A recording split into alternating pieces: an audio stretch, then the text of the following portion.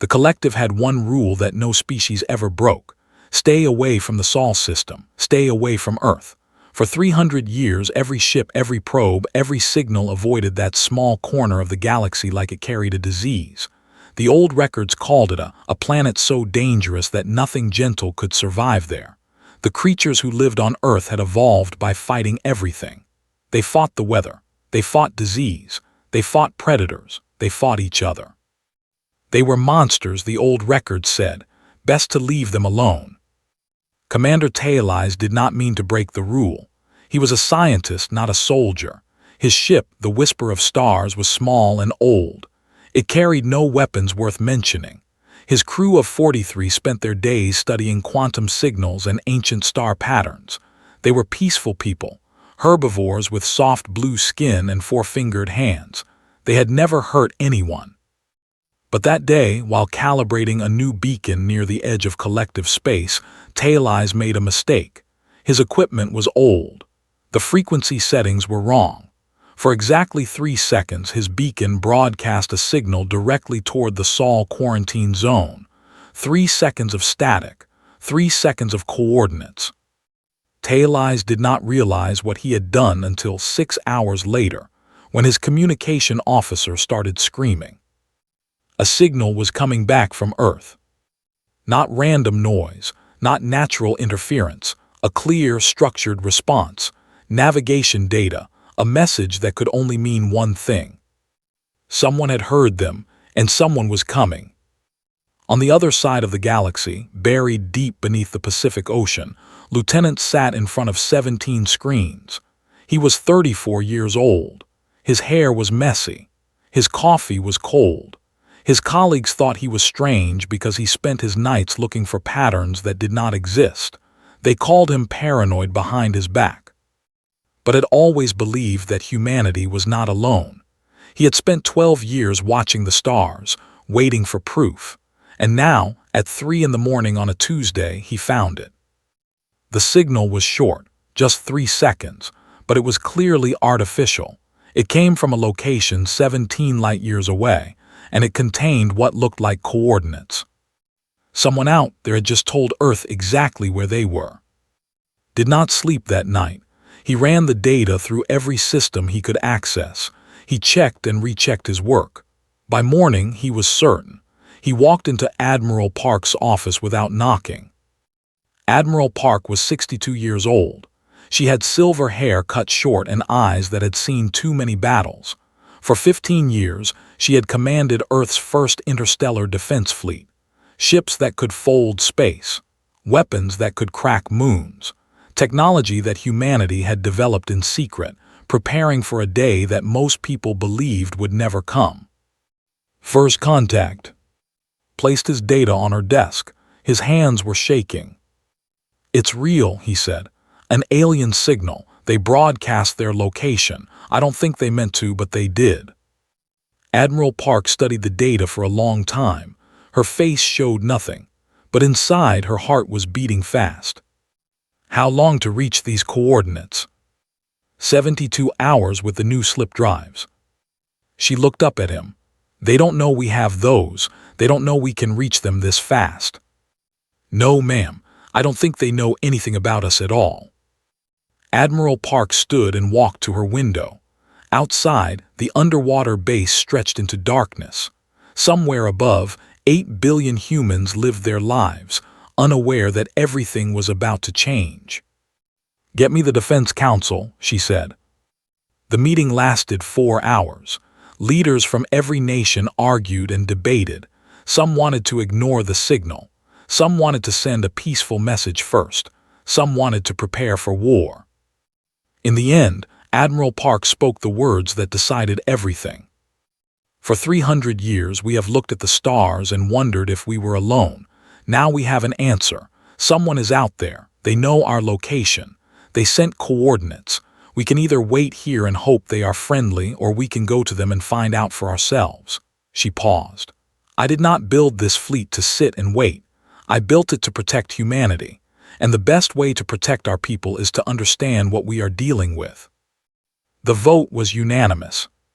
Humanity would respond. Within hours, the UEDS Horizon was prepared for launch. It was the fastest ship in the fleet. Black hull, blue lights, 340 crew members who had trained their entire lives for this moment. At its helm sat Captain, a woman of 45 with steady hands and calm eyes. "This is it," she told her crew over the intercom. "Everything we have worked for, everything we have dreamed about, first contact. We don't know what's waiting for us out there. Could be friends, could be enemies, could be something we can't even imagine. But whatever it is, we face it together. We face it as humans, and we show them exactly who we are." The Horizon's engines powered up. Space folded around the ship like water. And humanity took its first step into a galaxy that had feared them for 300 years. Far away, Commander Taileyes watched his sensors and trembled. The response signal from Earth had stopped, but the quantum readings showed something impossible. Something was moving through folded space, crossing distances that should take months in mere hours.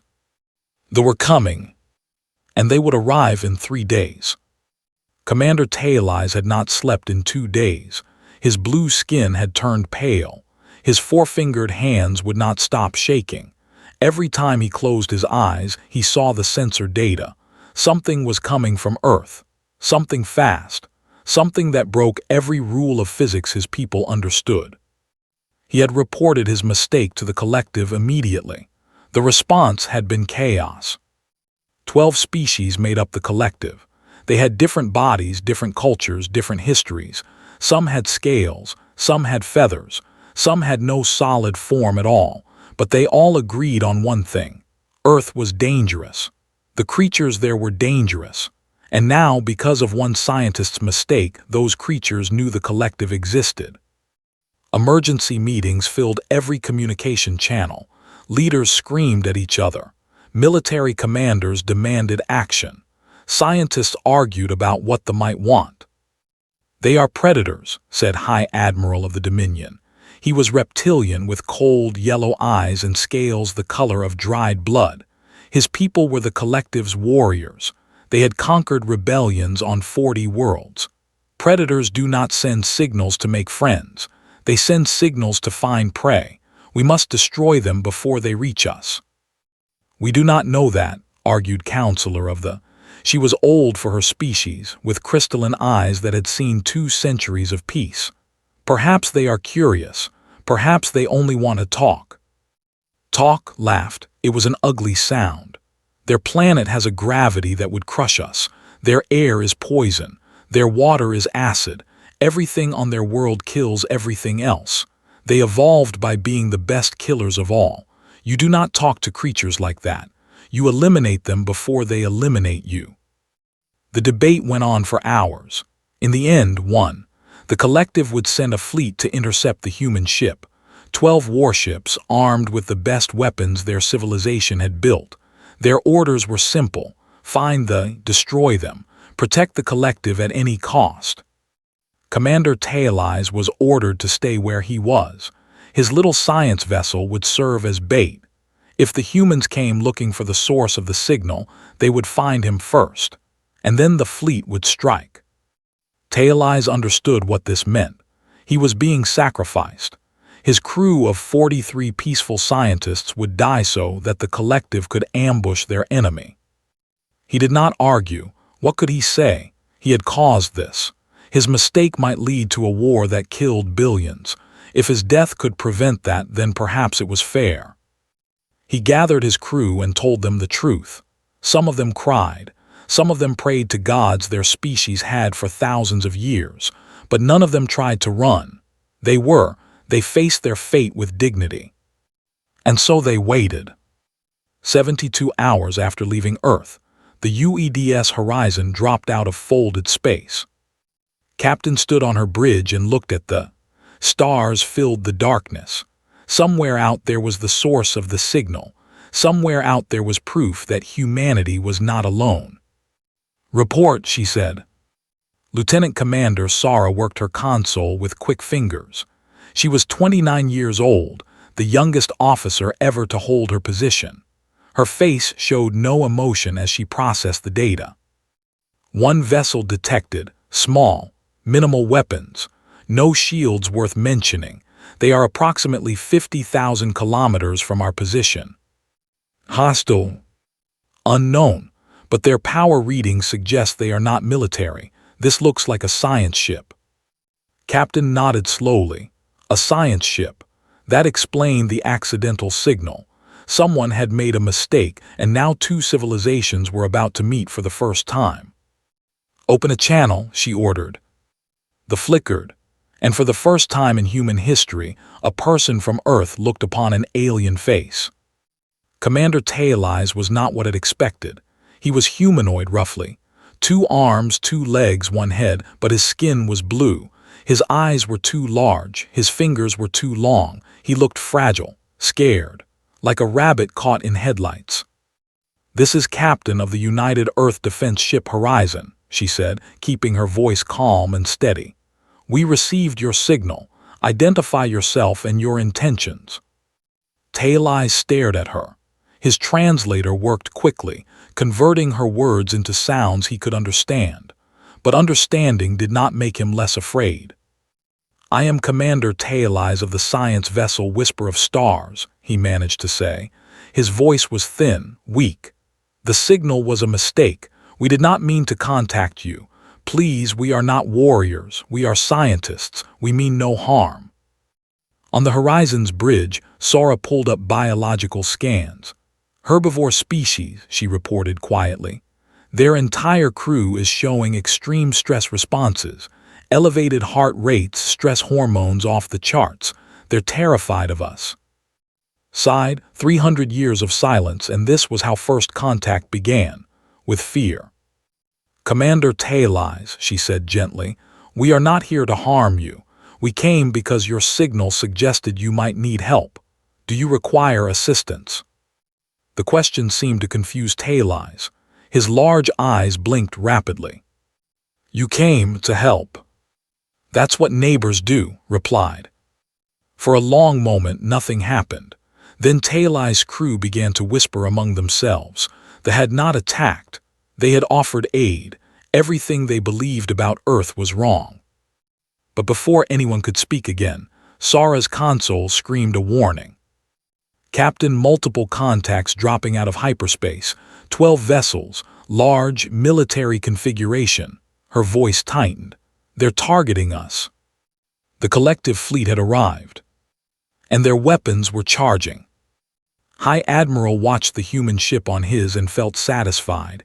It was smaller than he expected, darker, a predator's shape built for speed and violence, but it was alone, 1 ship against 12. The math was simple. All vessels lock weapons on the alien craft, he commanded. His voice was cold, certain. Fire on my mark. Around him, his crew obeyed without question. They were warriors.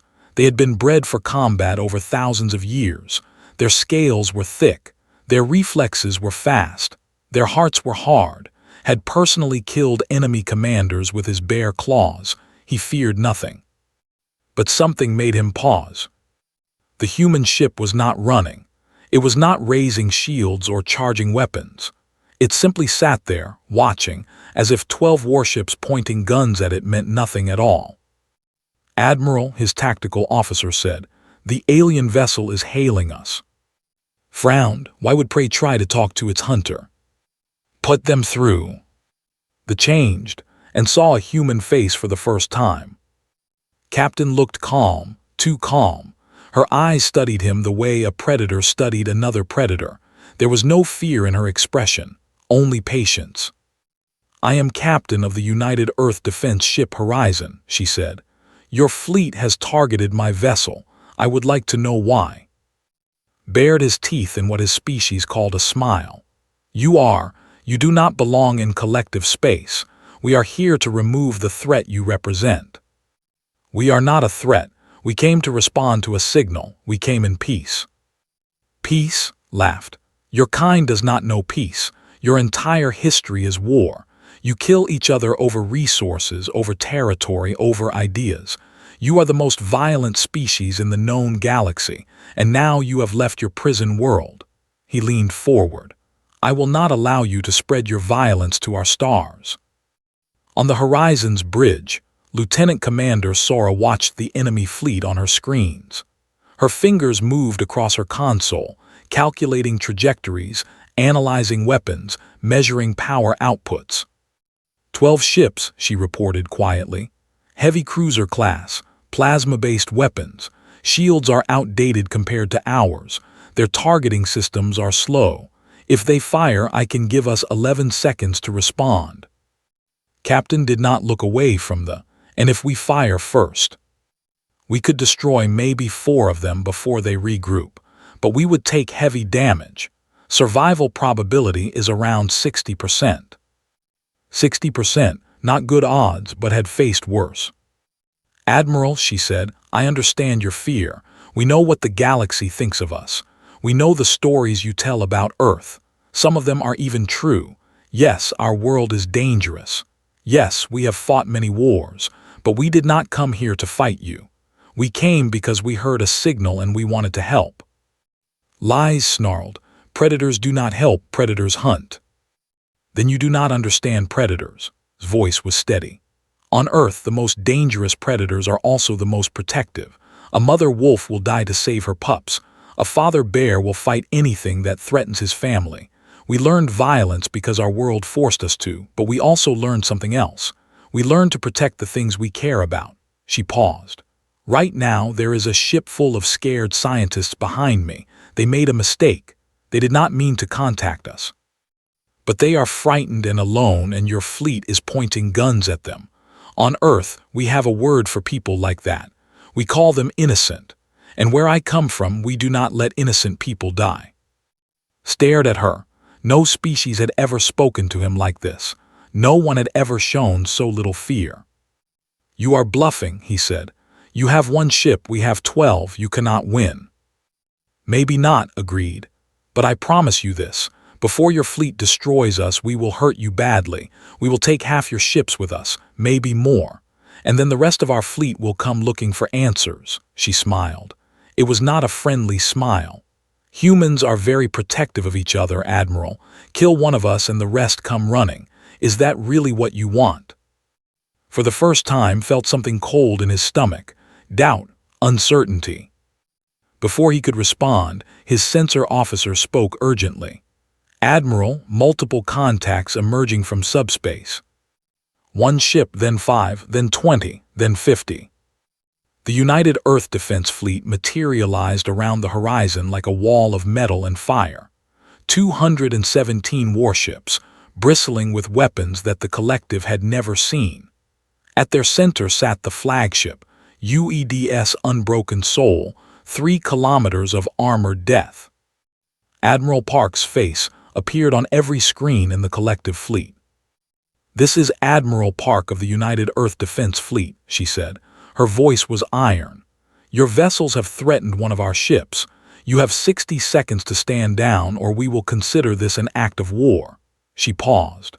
"I strongly suggest you choose wisely. We have come a very long way, and my people are not known for patience." Looked at his sensor data. The human fleet was smaller than his individual ships, but their power readings were impossible. Weapons he could not identify. Shields that should not exist. Technology that made the collective look like children playing with toys.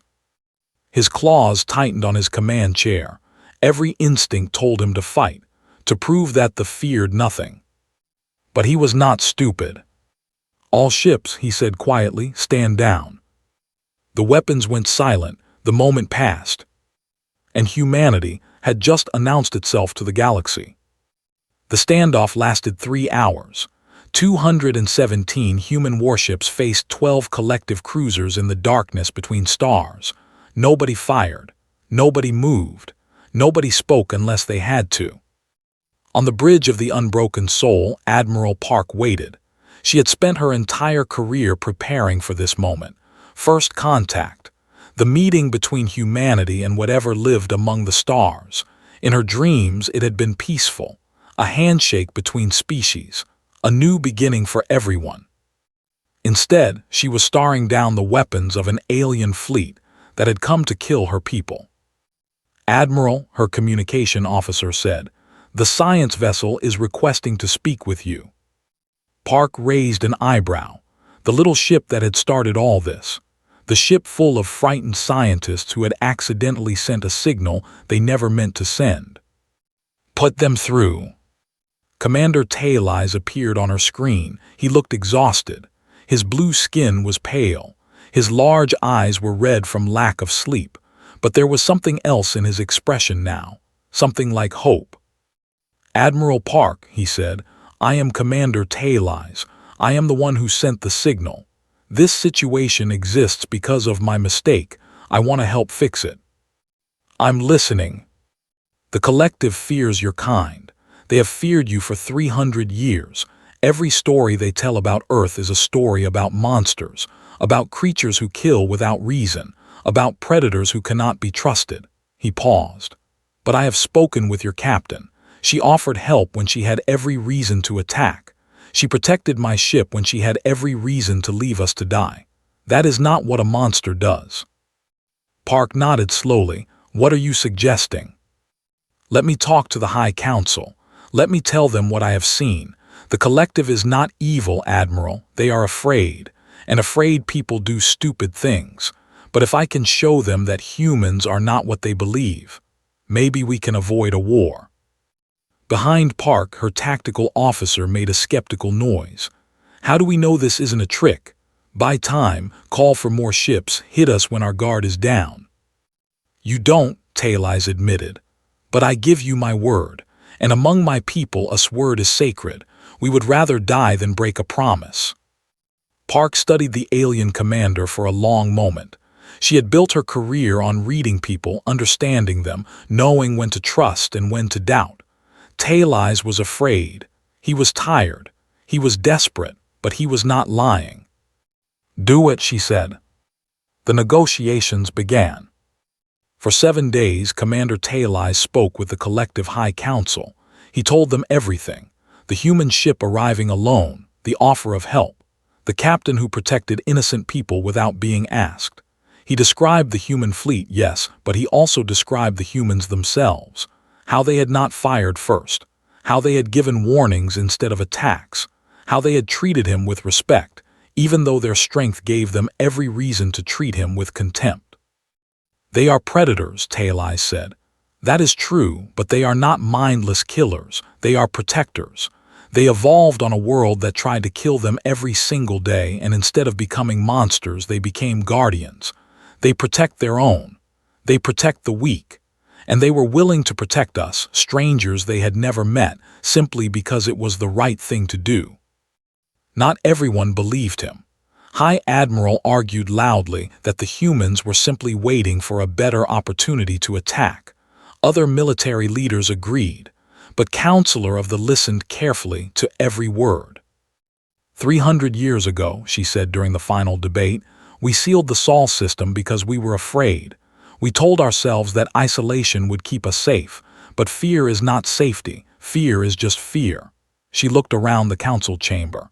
The humans could have destroyed S's fleet. They had the power. They had the justification. Instead, they gave us a choice: war or peace. What does that tell you about their character? "It tells me they are clever," growled. "They knew they could not win against the full might of the collective, so they chose diplomacy instead." "Or," replied gently, "it tells us they preferred peace to violence, that they were willing to take risks to avoid bloodshed, that they are exactly what Commander Taileyes says they are, protectors, not destroyers." The vote was close, very close, but in the end, peace won. 3 weeks after the standoff, representatives from both sides met on a hastily constructed station in neutral space. Admiral Park led the human delegation. Counselor led the collective delegation. Commander Taileyes and Captain served as translators and bridges between their peoples. The first day was formal. Speeches and ceremonies and careful words designed to hide centuries of fear and misunderstanding. Nobody trusted anyone. Everyone was watching for signs of betrayal. But on the second day, something unexpected happened. A child had wandered away from its parents. It was small, barely 2 feet tall, with soft blue fur and eyes too big for its face. It stumbled into a corridor where Lieutenant Commander Sora was reviewing reports on her tablet. The child froze, the human froze. For a moment, neither moved. Then Sora did something that surprised everyone watching on the security feeds. She knelt down so she would not seem so tall. She smiled gently, and she held out her hand. "Are you lost, little one?" The child's translator chirped. It looked at her hand, then at her face. Slowly, carefully, it reached out and touched her fingers. "Soft," it said. Sora laughed. It was a warm sound, nothing like the cold, tactical officer the collective had seen on the Horizon's bridge. "Come on," she said. "Let's find your family." She took the child's hand and walked it back to its parents, who watched in stunned silence as it delivered their baby safely home. That night the story spread through the station. By morning, everyone had heard it. And something changed. The humans were not monsters. They were people. Strange people from a dangerous world, yes, but people all the same. The rest of the summit went differently after that. Conversations became real. Questions became honest. Fear slowly gave way to curiosity. By the end of the week, both sides signed the Sol Accords, officially welcoming humanity into galactic civilization. A new age had begun. 6 months had passed since the Sol Accords. The galaxy was still adjusting. Human ships now traveled through collective space, carrying diplomats and scientists and curious tourists who wanted to see what the universe looked like. Collective vessels visited Earth, their crews staring in wonder at a world that should have been impossible. Oceans filled with salt, storms that could level cities, gravity that pressed down like a giant's hand, and everywhere life. Fierce, stubborn, beautiful life that refused to stop fighting. Commander Taileyes had become an ambassador. His little science vessel had been retired to a museum, celebrated as the ship that changed history. He spent his days explaining humans to aliens and aliens to humans, building bridges between species that had never imagined such connections were possible. Captain had been promoted to Commodore. She commanded a small fleet now, part of the first joint human collective patrol force. Her job was to explore the edges of known space, to find new worlds and new peoples, and to show the galaxy what humans could be when they chose cooperation over conflict. Lieutenant, the man who had first detected the alien signal, had transferred to the diplomatic corps. He had spent his whole life looking for proof that humanity was not alone. Now, he spent his days learning alien languages and customs, trying to understand the vast and complicated civilization that had suddenly become Earth's neighbor. And Lieutenant Commander Sora had become something of a legend among the collective's children. The cold tactical officer, the woman who could calculate battle probabilities in her sleep, had revealed a different side of herself that day on the station. Now, whenever human and alien children met, someone always told the story of the who knelt down and offered her hand to a lost little. Not all problems were solved, of course. High Admiral still mistrusted humans. Some species in the collective refused to work with the newcomers, and there were humans who believed the aliens were dangerous, who argued that Earth should have stayed isolated and safe. But the universe did not care about their arguments. The universe had its own plans. It started with a distress signal. The Joint Patrol Fleet was exploring the far edges of collective territory when their sensors detected something strange. A ship drifting alone in the void. Old, very old. Its design matched nothing in any database. Commodore ordered her fleet to approach carefully. Lieutenant, aboard the patrol vessel Starlight, worked to translate the signals coming from the derelict. "It's not collective," he reported. "The language doesn't match any species we know, but it's definitely artificial. Someone built this ship." "How old?" asked. His voice was quiet, based on the decay patterns, at least 10,000 years. 10,000 years, before the collective existed, before humanity had discovered fire. This ship had been drifting through the darkness since before recorded history began. Made the decision, we're going in. A team of humans and boarded the derelict together. Commander Talais led the alien contingent, his four-fingered hands holding a scanner that trembled slightly. The corridors were dark and cold. Dust covered everything. Strange symbols lined the walls, a language that no translator could read. In the heart of the ship, they found the crew, or what was left of them. They had been dead for 10,000 years, but their bodies were preserved in the vacuum. They were not. They were not human. They were something else entirely, a species that the galaxy had forgotten. And they had died in battle. The walls showed scorch marks from weapons fire. The floors were stained with ancient blood. Whatever had killed this crew had done it with overwhelming force. Found the data core in what might have been the bridge. It was damaged, but still partially functional. He spent hours trying to access it, learning a dead language one word at a time. When he finally succeeded, the records painted a picture that chilled everyone who heard it. 10,000 years ago, this species had been part of a great civilization. Hundreds of worlds, billions of people. They had traveled the stars and built wonders that modern technology could barely imagine. And then the silence had come. The records did not describe the silence clearly. They were not a species, not an army, not anything that made sense. They were just emptiness, a force that consumed everything it touched. Stars went dark, worlds went quiet, entire civilizations vanished overnight. The old civilization had fought back. They had thrown everything they had against the silence. Ships, weapons, technology, lives.